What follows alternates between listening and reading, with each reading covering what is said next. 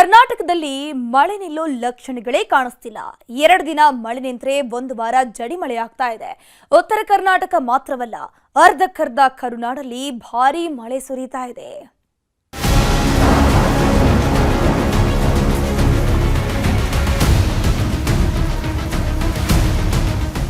ಮಳೆ ಮಳೆ ಮಳೆ ಕಳೆದ 6-7 ತಿಂಗಳಿಂದ ಸುರಿತಾ ಇರೋ ಮಳೆಗೆ ಜನ ರೋಸಿ ಹೋಗಿದ್ದಾರೆ.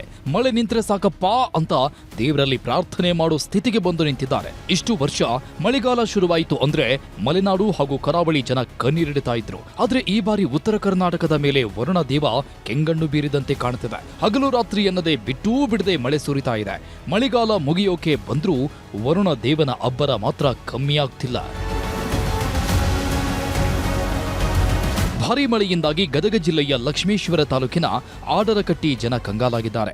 ಮೇಲಿಂದ ಮೇಲೆ ಮಳೆ ಸುರಿತಾ ಇರೋದ್ರಿಂದ ಹೆಸರು ಹಾಗೂ ಈರುಳ್ಳಿ ಬೆಳೆ ಸರ್ವನಾಶವಾಗಿದೆ. ಗೋವಿನ ಜೋಳವು ಸಂಪೂರ್ಣ ನಾಶವಾಗಿದ್ದು ರೈತರು ಕಣ್ಣೀರಿಡುತ್ತಿದ್ದಾರೆ. ನಿನ್ನೆ ರಾತ್ರಿ ಸುರಿದ ಮಳೆಗೆ ಗದಗ ಜಿಲ್ಲೆಯಲ್ಲಿ 10 ಅವಾಂತರಗಳು ಸೃಷ್ಟಿಯಾಗಿವೆ. ಕಾಗದಗೇರಿ ಬಡಾವಣೆಯಲ್ಲಿ 3 ಮಹಿಳೆಯರ ಮೇಲೆ ಮನೆ ಮೇಲ್ಛಾವಣಿ ಕುಸಿದು ಬಿದ್ದಿದೆ. ಅದೃಷ್ಟವಶಾತ್ ಯಾವುದೇ ಸಾವು ನೋವು ಸಂಭವಿಸಿಲ್ಲ. ಈರುಳ್ಳಿ ಬೆಳೆದ ರೈತರ ಬದುಕಲ್ಲಿ ವರುಣ ದೇವ ಚೆಲ್ಲಾಟ ಆಡ್ತಿದ್ದಾನೆ. ಮೇಲಿಂದ ಮೇಲೆ ಮಳೆಯಾಗ್ತಾ ಇರೋದ್ರಿಂದ ಈರುಳ್ಳಿ ಕೊಳಿತಾ ಇದ್ದು ಬೆಲೆ ಕೂಡ ಪಾತಾಳಕ್ಕೆ ಸೇರಿದೆ. ಹೀಗಾಗಿ ಕೊಪ್ಪಳ ಜಿಲ್ಲೆಯ ಕುಷ್ಟಗಿ ತಾಲೂಕಿನ ಚೆಂಗುಂಟಿಯ ಮಹಾಲಿಂಗಪ್ಪ ಕೌದಿ ಅನ್ನೋ ರೈತ ತನ್ನ ಕೈಯಾರೆ ಈರುಳ್ಳಿ ಬೆಳೆಯನ್ನ ಹಾಳು ಮಾಡಿದ್ದಾನೆ.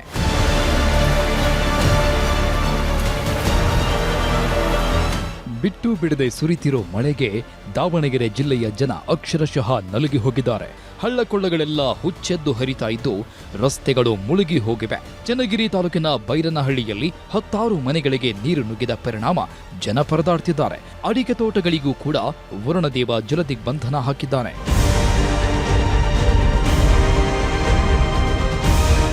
ಮಹಾಮಳೆ ಆರ್ಭಟಕ್ಕೆ ಹಳ್ಳಕೊಳ್ಳಗಳೆಲ್ಲ ಮೈತುಂಬಿ ಹರಿಯುತ್ತಿವೆ. ದಾವಣಗೆರೆಯ ದೋಣಿಹಳ್ಳಿಯಲ್ಲಿ ಕೆರೆ ಕೋಡಿ ಬಿದ್ದಿದ್ದು ತಗ್ಗು ಪ್ರದೇಶದ ಅಂಗಡಿ ಮುಂಗಟ್ಟುಗಳೆಲ್ಲ ಜಲಾವೃತವಾಗಿವೆ. ಮೊಣಕಾಲುದ ನಿಂತ ನೀರಲ್ಲೇ ಜನ ಪರದಾಡ್ತಿದ್ದಾರೆ. ತುಮಕೂರಲ್ಲೂ ವರುಣದೇವನ ಆರ್ಭಟ ಜೋರಾಗಿದೆ. ಗುಡುಗು ಮಿಂಚಿನ ಸಹಿತ ಧಾರಾಕಾರ ಮಳೆಯಾಗಿದ್ದು ತಿಪಟೂರು ತಾಲೂಕಿನ ಮಾಚಘಟ್ಟ ಗ್ರಾಮದಲ್ಲಿ ಹಳ್ಳ ಕೊಳ್ಳಗಳು ಹುಚ್ಚೆದ್ದು ಹರಿತಿವೆ. ಇದರ ಪರಿಣಾಮ ಮಾಚಘಟ್ಟ ಗ್ರಾಮಕ್ಕೆ ಸಂಪರ್ಕಿಸುವ ಸೇತುವೆ ಜಲಾವೃತವಾಗಿದೆ. ಚಿತ್ರದುರ್ಗದಲ್ಲೂ ಕಳೆದೆರಡು ದಿನದಿಂದ ಭಾರೀ ಮಳೆಯಾಗ್ತಾ ಇದೆ.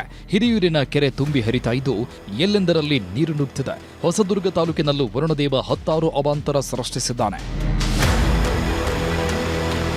ಕಳೆದ ರಾತ್ರಿ ಸುರಿದ ಮಳೆಗೆ ಮಂಡ್ಯದ ಜನ ತತ್ತರಿಸಿ ಹೋಗಿದ್ದಾರೆ. ವಿಸಿ ನಾಲೆ ಉಕ್ಕಿ ಹರಿತಿದ್ದು ಕೆಎಚ್ಬಿ ಬಡಾವಣೆಗೆ ವರುಣದೇವ ಜಲದಿಗ್ಬಂಧನ ಹಾಕಿದ್ದಾನೆ. ಮಂಡ್ಯದ ಶ್ರೀರಂಗಪಟ್ಟಣ ತಾಲೂಕಿನಲ್ಲೂ ಧಾರಾಕಾರ ಮಳೆಯಾಗಿದೆ. ದರಸಗುಪ್ಪೆ ಗ್ರಾಮದ ಬಳಿ ಸಿಡಿಎಸ್ ನಾಲೆ ಏರಿ ಒಡೆದು ಭಾರೀ ಪ್ರಮಾಣದ ನೀರು ಜಮೀನುಗಳಿಗೆ ನುಗ್ಗಿದೆ. ಇದರ ಪರಿಣಾಮ ಕಬ್ಬು, ಭತ್ತ, ರಾಗಿ ಬೆಳೆ ಜಲಾವೃತವಾಗಿದೆ. ಮಳೆ ಬಂದ್ರೆ ಆಗೋ ಅನಾಹುತಗಳು ಒಂದೆರಡಲ್ಲ ಬಿಡಿ. ಶ್ರೀರಂಗಪಟ್ಟಣದ ಗಂಜಾಂನಲ್ಲಿ ಮನೆಯೊಂದು ಕುಸಿದು ಬಿದ್ದಿದೆ. ಮನೆಯಲ್ಲಿ ಮಲಗಿದ್ದವರು ಗ್ರೇಟ್ ಎಸ್ಕೇಪ್ ಆಗಿದ್ದಾರೆ. ಮಹಾಮಳೆಗೆ ಕೋಲಾರ ಜಿಲ್ಲೆಯ ಜನ ನಲುಗಿ ಹೋಗ್ತಿದ್ದಾರೆ. ಬಿಟ್ಟು ಬಿಡದೆ ಸುರಿದ ಮಳೆಗೆ ಕಾರಂಜಿಕಟ್ಟೆ ಬಡಾವಣೆ ಹಾಗೂ ಖಾದ್ರಿಪುರ ಸಂಪರ್ಕಿಸೋ ರೈಲ್ವೆ ಅಂಡರ್ ಪಾಸ್ ಕೆರೆಯಂತಾಗಿದೆ. 5 ಅಡಿ ಎತ್ತರಕ್ಕೆ ಮಳೆ ನೀರು ನಿಂತಿದ್ದು ಸಂಚಾರ ವ್ಯವಸ್ಥೆ ಅಸ್ತವ್ಯಸ್ತವಾಗಿದೆ. ಇದರಿಂದ ಸಿಟ್ಟಿಗೆದ್ದ ಸ್ಥಳೀಯರು ಅರೆ ಬೆತ್ತಲೆಯಾಗಿ ಪ್ರತಿಭಟನೆ ಮಾಡಿದರು.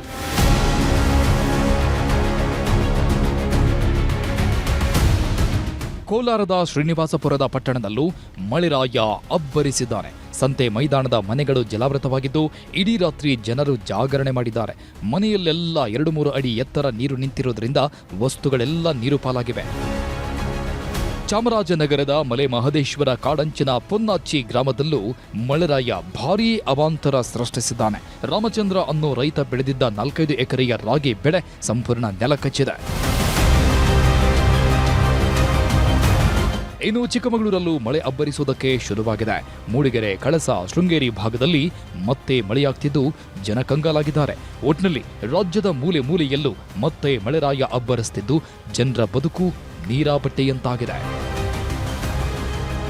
Bureau report, news 18.